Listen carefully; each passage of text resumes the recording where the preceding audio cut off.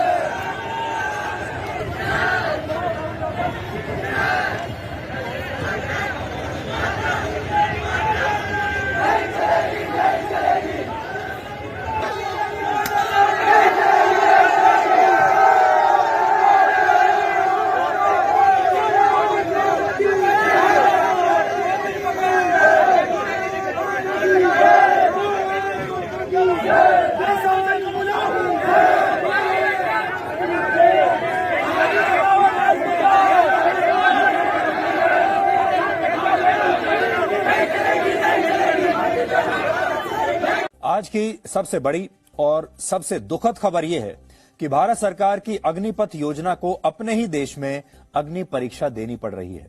इस योजना का ऐलान करने के अगले ही दिन उत्तर भारत के कई राज्यों में विरोध प्रदर्शन शुरू हो गए और विरोध प्रदर्शन करने वाले वही युवा हैं जो सेना में भर्ती की तैयारी कर रहे हैं।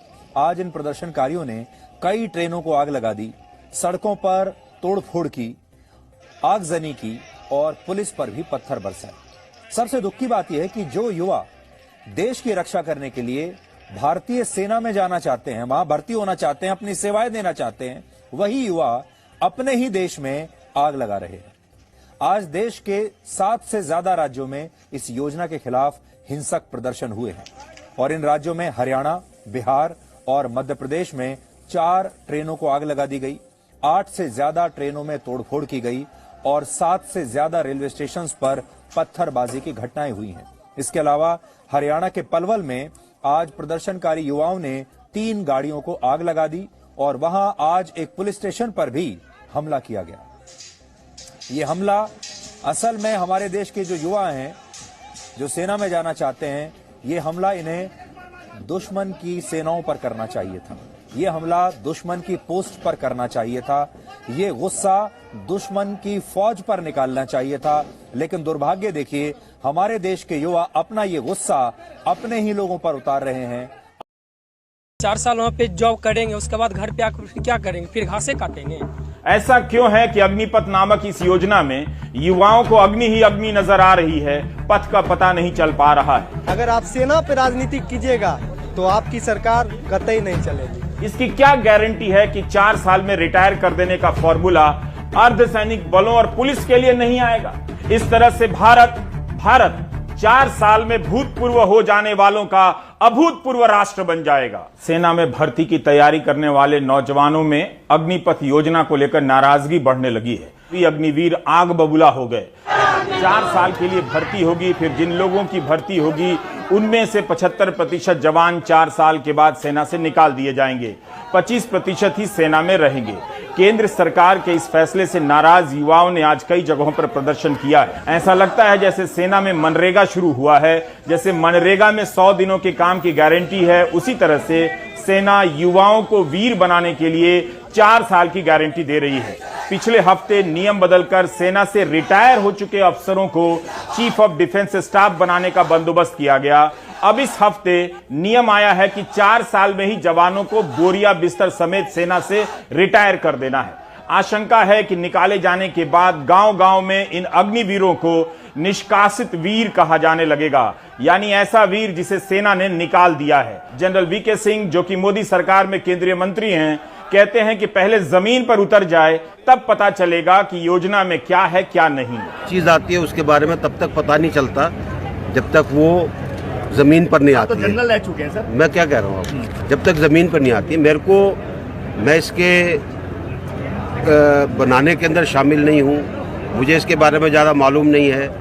कल योजना अनाउंस हुई है, देखते हैं समय पर क्या होता है, क्या चीज़ नहीं होती। क्या कमाल की बात है कि कमाल की इस योजना के बारे में पूर्व सेनाध्यक्ष जनरल वीके सिंह नई योजना का बचाव तक नहीं कर पाए। वाकई केंद्रीय मंत्री और जनरल वीके सिंह को हमारी भारत की सेना किसी सरकार, किसी पार्टी, किसी दल से बहुत ज्यादा कीमती है। फौज में आप 4 साल के लिए भर्ती कर रहे हैं, 6 महीने ट्रेनिंग करेंगे, उसके बाद साल में 2 महीने की छुट्टी भी जाएगा वो, तो टोटल सर्विंग पीरियड जो 4 साल का है उसमें से मुश्किल से 2.5 या 2.25 साल की वो नौकरी कर पाएगा। जब एक नौजवान को मालूम है कि 2.5-3 साल के बाद उसको वो यूनिट बटालियन छोड़नी है, तो वो संबंध, वो व्यवहार वो नहीं बना सकता।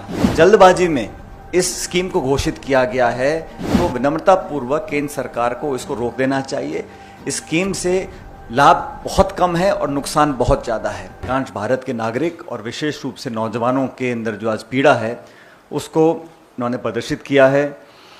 और जैसा जमाकन जी ने कहा कि सरकार को पहले चाहिए था, जो लाखों लाख खाली पद पड़े हैं, फौज में 2 साल से भर्तियां नहीं हुई, उसके लिए वैसे ही नौजवान आंदोलित थे और कोविड का बहाना लेके 2 साल से रिक्रूटमेंट नहीं हुआ। 1,20,000 ऑफिसर्स के पद खाली पड़े हैं थल सेना के अंदर, तो पहले बैकलॉग को पूरा करना चाहिए था। और जिस जल्दबाजी में इस स्कीम को घोषित किया गया है, सिर्फ शॉर्ट टर्म रेवड़ियां बांटकर लोगों का मन जीतने के लिए कोशिश की है। लेकिन सवाल ये उठता है, जिस प्रकार केंद्र सरकार ने 3 काले कृषि कानून बनाए थे, कथित रूप से कहा गया था किसानों के भले के लिए हम बना रहे हैं, किसान आंदोलन कर रहे थे। अब जिन नौजवानों के लिए योजना बनाई गई है वो सड़कों पे हैं, पूरे देश में आंदोलन हो रहा है। तो जिनके भले के लिए आप स्कीम बना रहे हो, अगर वही आपके खिलाफ आंदोलन कर रहे हैं, तो विनम्रता पूर्वक केंद्र सरकार को इसको रोक देना चाहिए। इस स्कीम से लाभ बहुत कम है और